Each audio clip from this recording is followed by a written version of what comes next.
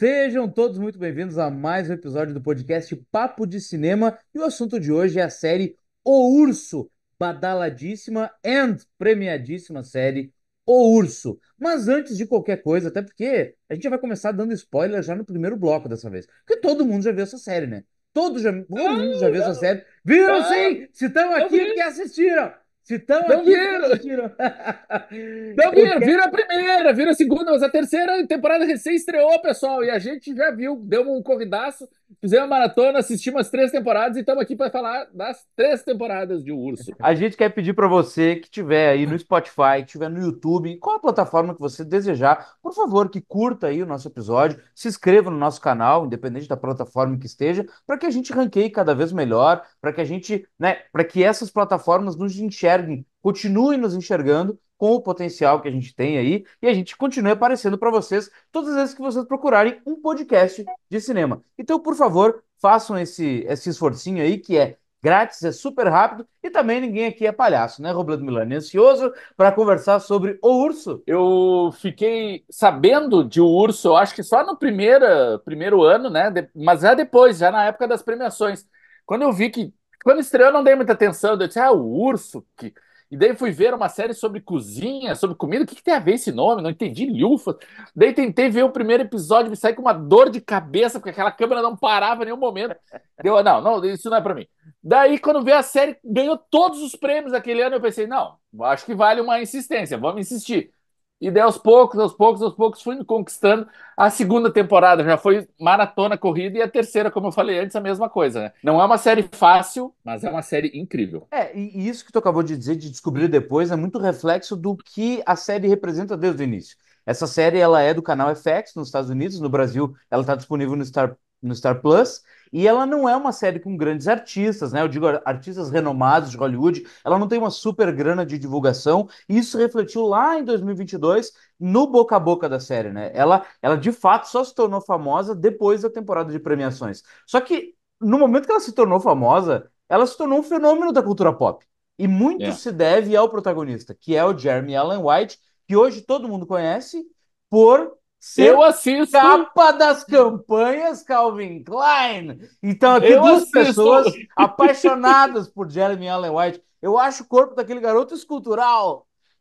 eu assisto o Urso por motivos de enredo. Qual é o enredo? Jeremy Allen White. Esse é o enredo. Sempre esperando que ele fique ali sem roupa e o cara tá sempre vestido. Não, o cara não E tira a com roupa nunca. avental, e com avental, e E sempre de com avental. avental.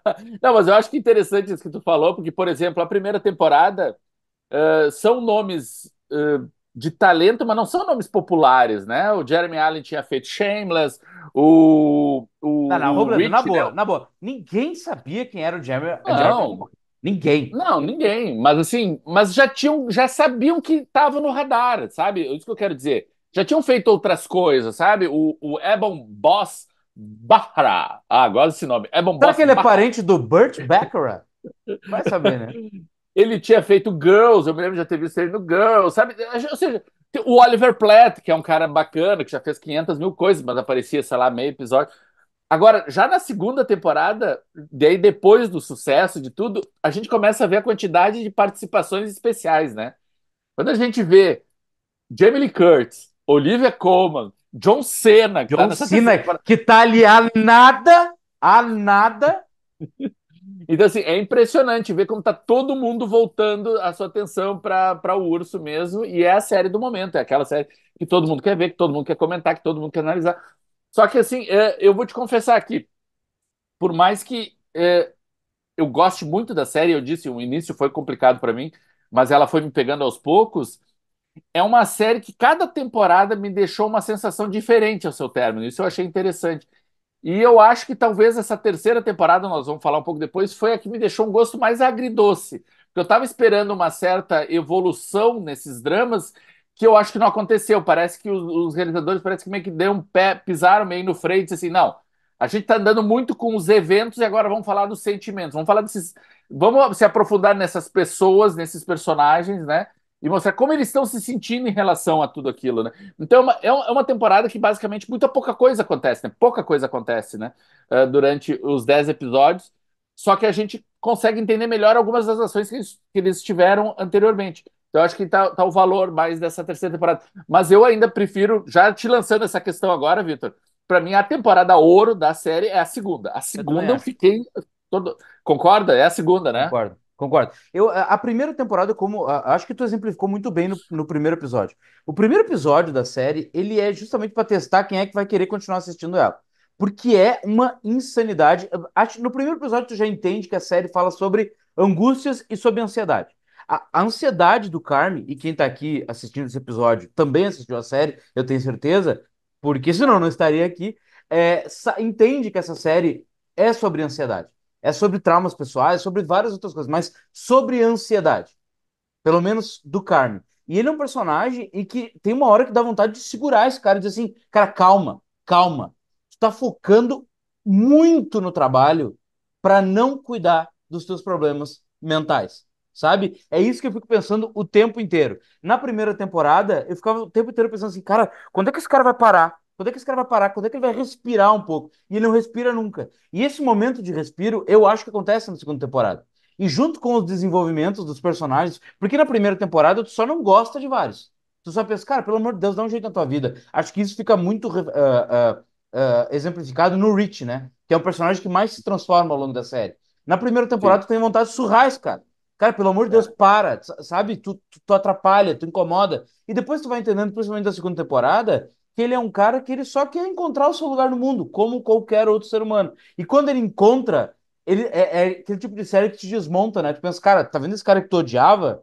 É o teu vizinho, é o teu colega de trabalho, é o outro cara ali que tu simplesmente não gosta, mas na verdade esse cara só nunca se encontrou. E quando ele se encontra nessa segunda parte, nessa segunda leva de episódios, é que tu entende de fato que é a série. É, são pessoas simples fazendo coisas simples para tentar encontrar o seu lugar no mundo. Claro que totalmente contrastados por uma pessoa, por uma figura como é o Carme, que trabalha num ambiente, além de hostil, super, super, super exigente, como é a alta gastronomia. Então, são pessoas simples, fazendo coisas simples, contrastadas por uma pessoa que vive num momento, num ambiente de alta rigidez, que é o Carmen. Então, essa loucura, para mim, que faz a série ser super interessante. Eu concordo com isso que tu está falando. Eu acho que sim, tem esses temas são muito urgentes e pontuais dentro do arco de cada um desses personagens. Só que eu acho que tem uma outra coisa anterior a isso que a gente não pode ignorar, que é a questão do luto. Para mim, mais do que qualquer outra coisa, essa é uma série sobre luto. É uma série como lidar com o luto, sabe? Como lidar com a ausência. E a gente tem dois personagens que representam muito bem esse luto e que justificam as ações deles posteriormente, dos que remanesceram, né? Que são duas ausências, né? São duas ausências muito fortes. E sim, é a partir da segunda temporada que a gente começa a entender o quão profundo essas ausências afetou cada um deles, que é a mãe e o irmão, né? A mãe é uma morte figurada, né? Não é literal, é uma morte figurada, porque é uma mãe que todos eles fogem, eles não conseguem lidar com essa mãe. E o episódio maior lá, do prato dos sete peixes, né? Da noite de Natal lá do Peixes. segundo peixes, né? Sete peixes, né?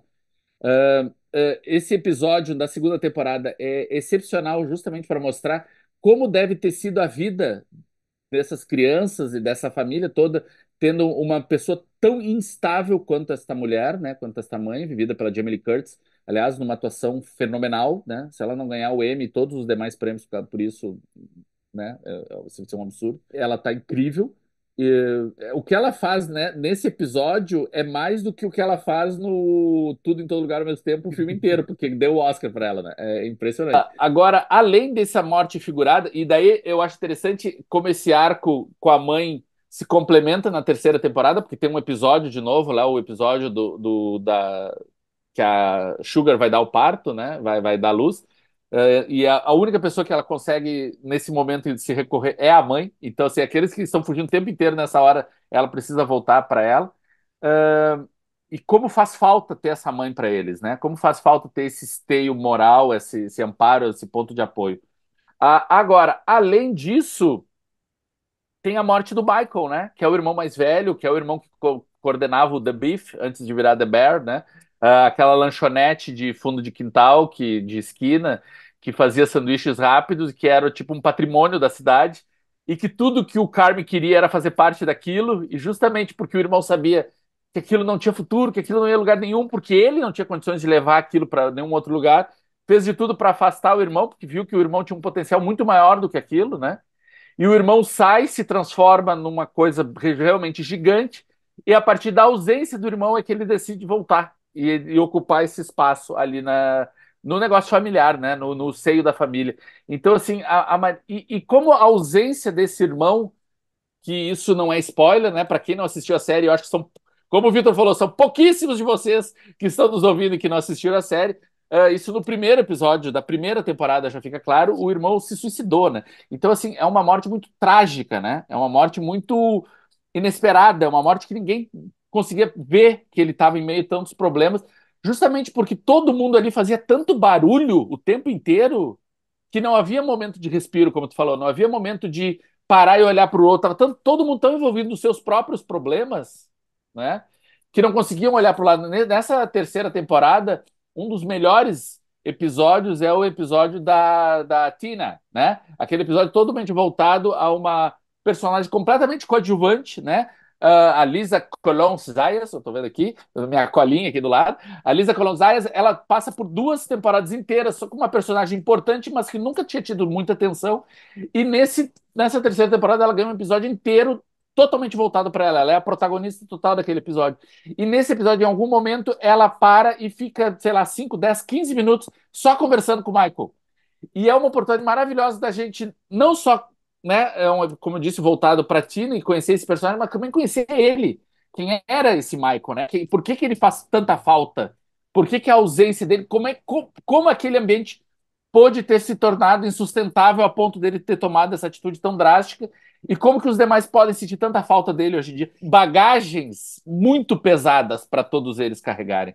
E a maneira como cada um desses episódios vai montando como num grande quebra-cabeça essa constelação de figuras quebradas, mas que precisam se encaixar nas outras para poder fazer sentido, é primoroso. É por isso que eu acho tão impressionante a repercussão e a relevância dessa série, ainda mais em dias como os de hoje, que questões como responsabilidade emocional, como amparo, como apoio, como diversidade são tão importantes e que merecem ser debatidas e discutidas.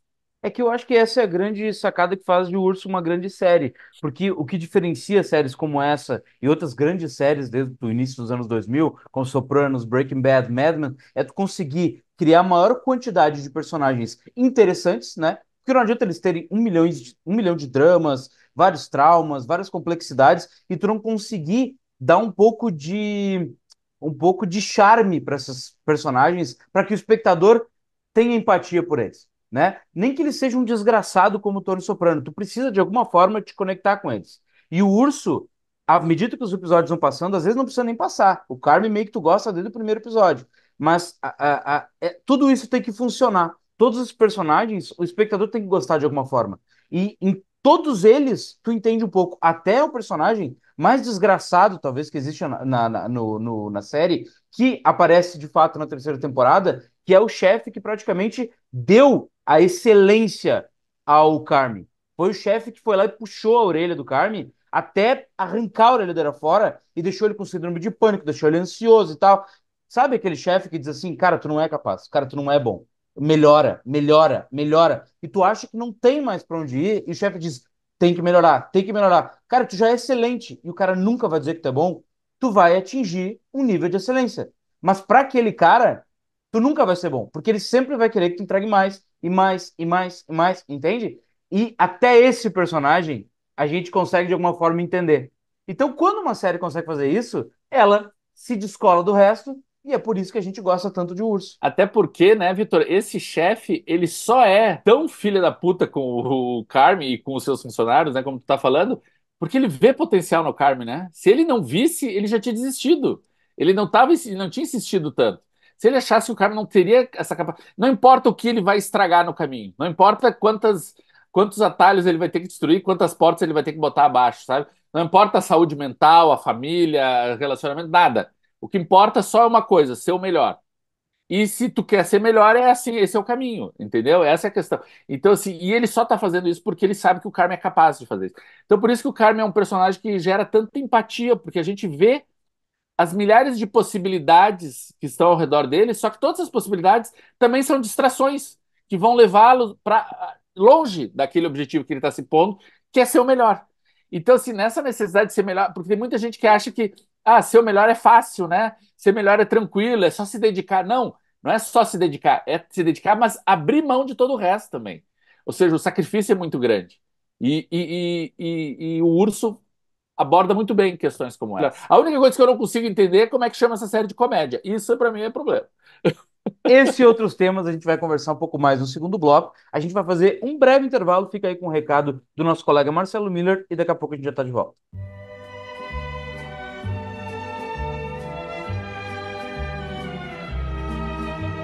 Olá pessoal, aqui é Marcelo Miller, editor do Papo de Cinema, e você está acompanhando o nosso podcast. Agora, porém, estamos dando essa respirada na conversa, não apenas para retomar o fôlego. Aliás, o bate-papo tá bom demais, não é mesmo? Mas também para lembrar você de que esse espaço também é seu. Você sabia? Exatamente, pois os parceiros do Papo de Cinema tanto podem sugerir os temas a serem debatidos nesse momento de troca e discussão, como também negociar conosco inserções comerciais divulgando seu produto, evento, filme ou marca. Bacana, hein? Fale com a gente, mande um alô por aqui, por qualquer um dos nossos perfis nas redes sociais, e você sabe, estamos no Instagram, no Twitter, no Facebook ou mesmo lá no site pelo nosso e-mail papodecinema@papodecinema.com.br. Estamos esperando pelo seu contato, viu? Tenho certeza que vai ser massa demais contar com você ao nosso lado, tornando esse Papo de Cinema ainda mais amplo e diverso. Bora lá?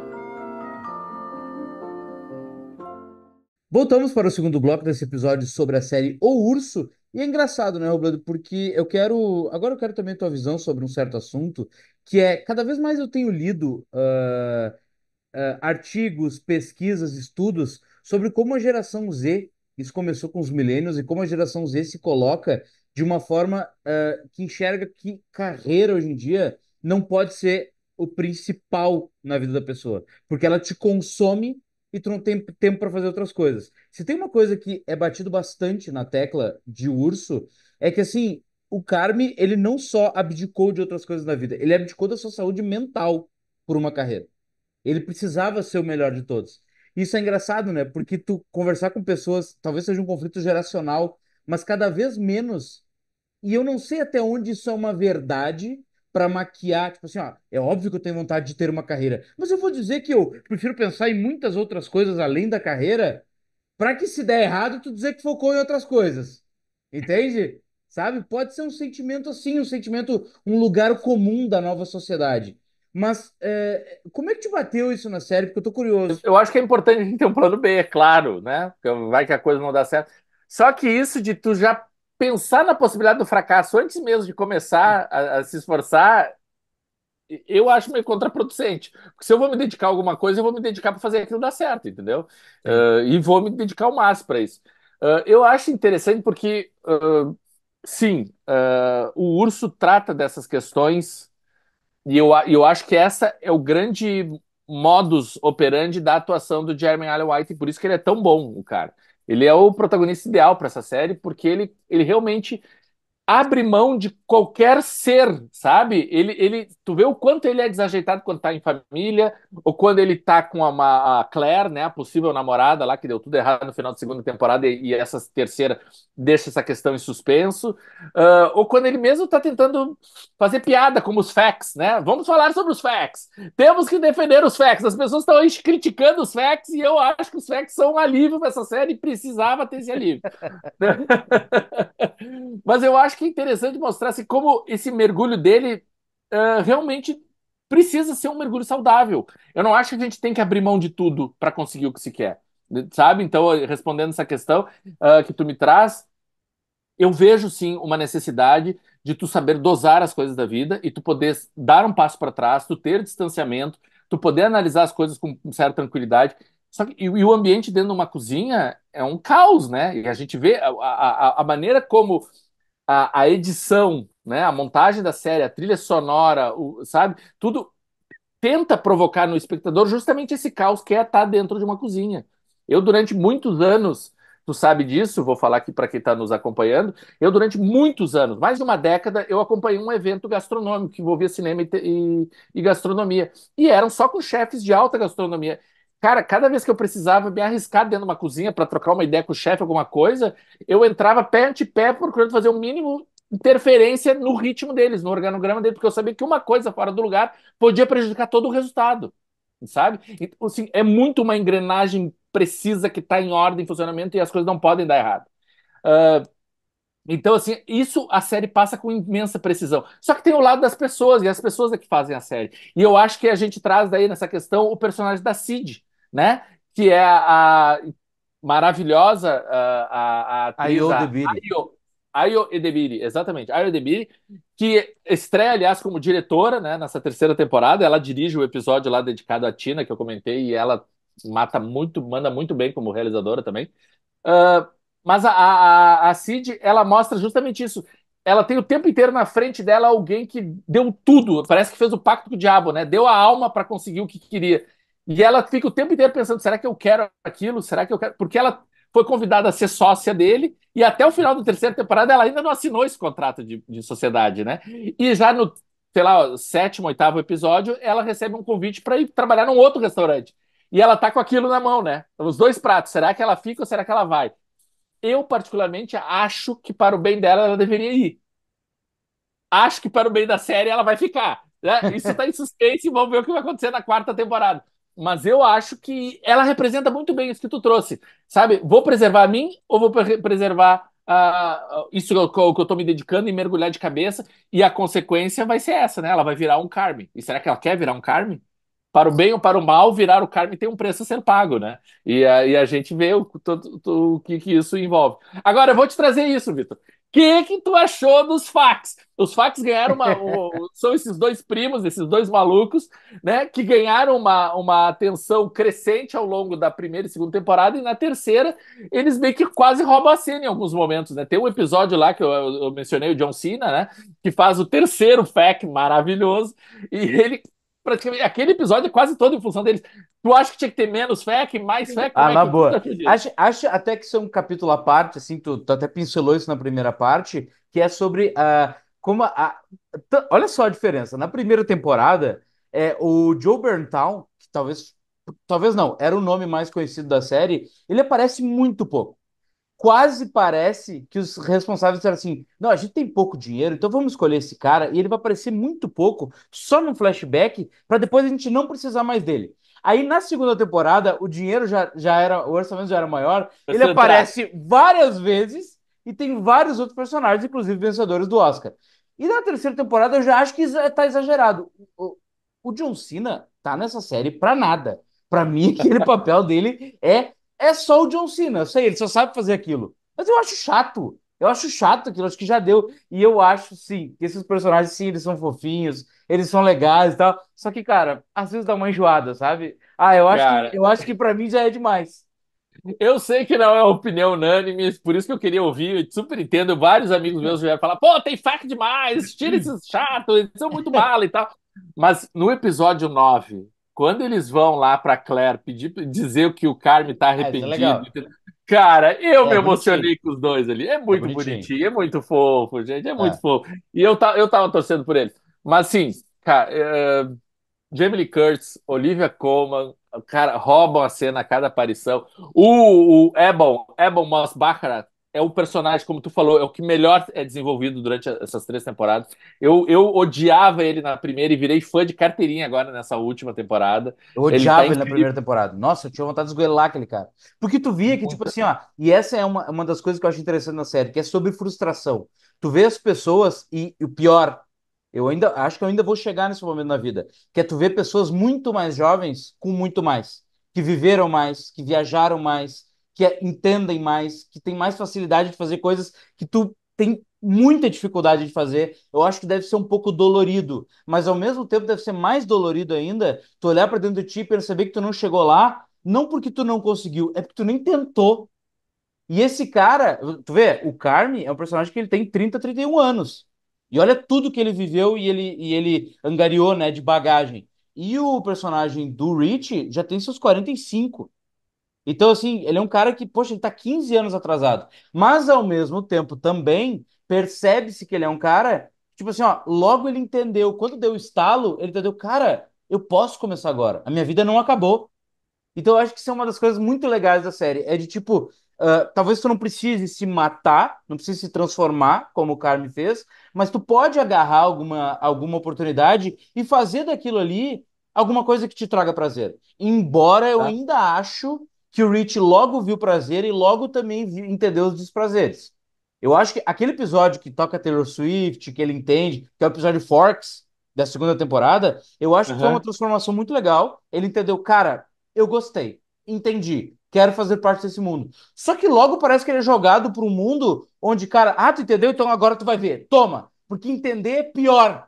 Porque quando tu não entendia era fácil fugir. Agora que tu entendeu, te ferra. Agora sim, tu vai ter que trabalhar. Então, eu ainda tô para ver esse personagem se sentir um pouco mais confortável nesse mundo. Acho que daí vai ser muito É. legal. Mas eu acho que ele tem uma jornada pessoal, né? Nessa terceira temporada, para mim, o momento mais tocante dele, no último, ou penúltimo episódio, tem uma cena dele com a ex-esposa no parquinho, Sim, sim. com a filha, que é muito bonito. Aliás, Gillian Jacobs, né? Outra, né? Assim como o Joe McHale, fãs de Community, vamos lembrar que aqui, ó, fãs de Community, temos Gillian Jacobs e Joe McHale fazendo participações especiais em The Bear. Mas, para mim, o momento mais tocante nessa temporada toda é alguns episódios anteriores, quando ele está conversando com a filha. E a Sim. filha pergunta se ele é solitário. Aquilo ali É, bate fundo, né? Do tipo assim, cara, eu sou. Ele não precisa. Ele tinha que responder aquilo para ele, né? Não é para a filha, né? É a filha que faz. Porque é uma coisa que a menina ouviu a mãe falar e só repetiu para ele. Ela nem sabe o que está perguntando, mas aquilo bate tão fundo nele de uma maneira que faz ele, justamente isso que tu falou, parar e pensar, eu preciso me ligar a alguma coisa. E eu acho que está sendo plantado ali ó, na série sim. o caminho para onde ele vai, para deixar de ser essa pessoa solitária, essa pessoa que só reclama, essa pessoa que está sempre satisfeita, e uma pessoa que realmente pode vir a construir, né, e colaborar com as coisas. Só que isso de também, eu acho interessante isso que tu põe de botar o Rich do lado do Carme, como se eles estivessem os dois competindo por uma mesma linha de chegada. Cada um tem uma jornada, né, Vitor? Também tem isso, né? Cada um tem um ponto de uma linha de vitória, são pontos diferentes. Não dá para dizer, ele é Claro. muito mais novo e ele tem muito mais que eu, então eu sou um fracassado. Não, cara. Tu passou por coisas que ele nunca passou, sabe? Sim. Então, tu tem outras experiências que ele não tem. Então, a maneira de teus ganhos e a tua bagagem, seja emocional ou seja de forma mais prática, vai ser muito diferente. Então, eu acho que isso é interessante como a série vai articulando isso e mostrando esses personagens, que são personagens que praticamente passam os seus dias dentro do mesmo cenário, né? Eles estão sempre dentro daquele restaurante. Tu vê pouquíssimas oportunidades dele fora daquilo. É uma série de 20, 30, alguns 40 minutos cada episódio, né? Só que é muito rico em drama. E é isso que faz tu ficar hipnotizado. É só ver o primeiro episódio dessa terceira temporada, né? Um episódio que praticamente não tem diálogos, Não, que esse episódio, eu vou dizer, eu remei pra terminar porque é só drama. Ele é só é drama. só drama. É E muito vai e drama. volta, né? Vai e volta no tempo. Aliás, a série faz muito bem isso, né? Aqui fica um elogio à montagem da série, porque a série vai e volta com muita naturalidade, com muita frequência, e a gente não se perde. Seria muito fácil se perder, né? Seria muito fácil. Principalmente quando a narrativa tá meio estagnada, né? Tu não sabe para onde ela vai e Sim. daí a direção resolve buscar lá atrás justificativo para coisas que estão acontecendo agora no Sim, presente. Então, esses lances, isso é muito bacana, porque ela não menospreza a inteligência do espectador, né? Ele só faz essa mudança de rumo e tá ali, ó. Aqui tá a explicação, te liga. Fica sim. atento, porque então, e realmente isso é muito inteligente da parte deles. E eu acho que é mais um dos grandes méritos de O Urso, que terceira temporada, para mim, não é a melhor temporada, mas ainda assim encerra em grande estilo e continuo ansioso pelo que pode vir aí no quarto ano. Pois é, esse foi o episódio Papo de Cinema sobre O Urso. Nós gostamos muito da série, acho que deu para perceber. Nós do Papo de Cinema somos fã da série. Nós somos mais fãs ainda de Jeremy Allen White. Ele de cuequinha, então, nos outdoors. Minha Nossa Senhora! Aí sim é que nós somos fãs dele de verdade. Robledo, deixa um recadinho final pra galera aí. Se inscreve, né? Ativa as notificações, deixa 5 estrelinhas, compartilha com os amigos, com os vizinhos, com os parentes, com os inimigos, compartilha com todo mundo. E ativa porque toda semana tem podcast novo aqui do Papo de Cinema. Valeu, galera. Até a próxima.